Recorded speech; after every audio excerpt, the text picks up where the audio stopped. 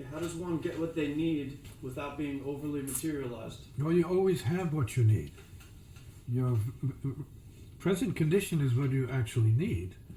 How to modify that, you have to learn how to do that and make yourself available to whatever it is that you want to attain, to complete. So you have to figure out how you want to complete it. Material things, you have to operate from the material laws to affect a change on that level. So you need to know what spiritual means in a certain way. And for some people, it's about accumulating. But for the monastic people, the most simplest versions of people, it's not about accumulating anything. It's about letting go of materialism. So you have to figure out what side of the fence you need to be on, right? Unless you have a lot of wealth in general, as many people do, and they go out, they get what they need, or plan to do it, schedule what they need, and work towards doing the material thing. But that is not always in sync with the spiritual. Many have material, have very little spiritual. Many have a lot of spiritual and have very little material. I'm not saying that's a rule, but when we're talking about the lives of the saints and the masters, it's usually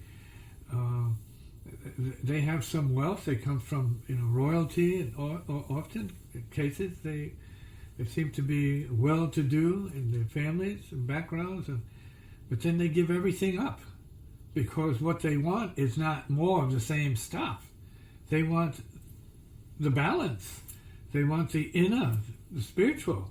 They want spiritual, let's say, wealth more so than material wealth, which is what the ordinary world, the ordinary beings, those who are not interested in spiritual transcension and recreative transformation, they don't have any mind for that.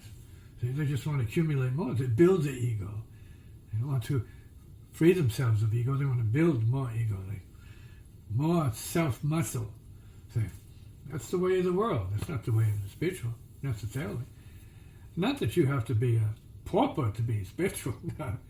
You can be wealthy and spiritual at the same time. But what you want is something that, beyond what you have, is something that's an individual sort of, I guess you might say, calibration that has to be made. What are you willing to do for what you want that you claim to not have? So, you got to work for it. Whether it's spiritual practice and doing the spiritual techniques, the yogic techniques, or on the other hand, work in terms of the material requirements to keep up with what your desires are in material terms. Gear, let's say, it's a whole bunch of gear, the gearhead, right? The gear mind. You have to work to that. So, but that's your business. So it's not anybody else's business.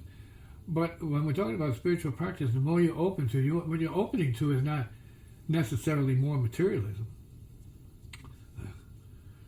More goodness or from which you might be able to access certain things depending on your karma. See, so once you free yourself from neuroses, positive things can happen. See, once you're out of the way of blocking yourself because of being caught up in self-suffering, see, once you become a happier being, then the whole world is open to you, depending on what your karma is. I have met a lot of wealthy people along the way who offered me a lot. So I was offered, hard to believe, $6 million once. So, and they offered me a proposition. A person who was a fan of mine in the music had this thing. I think he was from England. He had this thing going on in his mind that I was an important person, and I had no idea of that. I said, well, I don't think so. I'm just learning how to play the guitar, so I'm doing these gigs. And he says, no, I see you doing something very important. He says, what if I could give you $6 million? What would you do with it? I said, I'd probably build a school. I said, that's what I think I would do. You know, build a school, like a universal school for people from all the countries coming together. It's like the United Nations of music, you know. And so he would come to see me at the club and, you know, have his drinks, and we talk, and he was certain that that's what I should do.